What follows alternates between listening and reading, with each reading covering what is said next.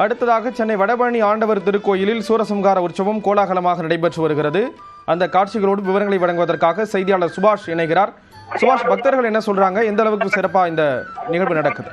மிக உற்சாகமாக மழையும் பொருட்படுத்தாமல் ஆயிரக்கணக்கான பல்லாயிரக்கணக்கான பக்தர்கள் வடபழனி ஆண்டவர் கோயிலுக்கு எதிரே இருக்கக்கூடிய அந்த சூரசம்ஹாரம் நடக்கக்கூடிய இடத்துல சுற்றிலும் பொதுமக்கள் கூடியிருப்பதை காட்சிகளாக பார்க்க முடிகிறது.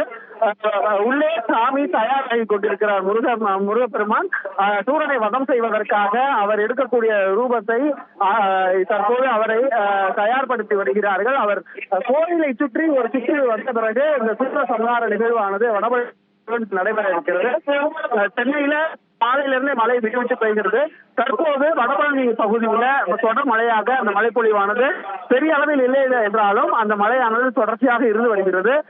மழையை பொருட்படுத்தாமல் தான் ஏராளமான மக்கள் இங்கே குவிந்திருக்கிறார்கள். குடைகளை பிடித்து இந்த சூரசம்ஹார நிகழ்வை காண வேண்டும் என்பதற்காக கோவிலை சுற்றிலும் ஏராளமான காவல்துறையினர் பாதுகாப்பு பணியில் போடப்பட்டிருக்கிறார்கள். கோயிலுக்கு வரக்கூடிய அனைத்து வழிகளும் பக்தர்கள் வருவதற்காக வந்து செல்வதற்கான பகுதிகள் அனைத்தும் அடைக்கப்பட்டிருக்கின்றன. இன்னும் அரை மணி நேரத்தில் இந்த சூரசம்ஹார நிகழ்வானது இந்த வடபழனி முருகன் கோயிலில் நடைபெற இருக்கிறது.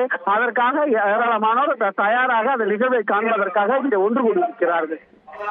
விவரங்களை வழங்கியதற்கு நன்றி சுபாஷ். இந்த புவியலில் மாணிக்கம் போன்றவர்கள் என்பதை வடபழனி திருமணம் எடுத்துச் சொல்கிறது. இந்த வடபழனி திருமணம்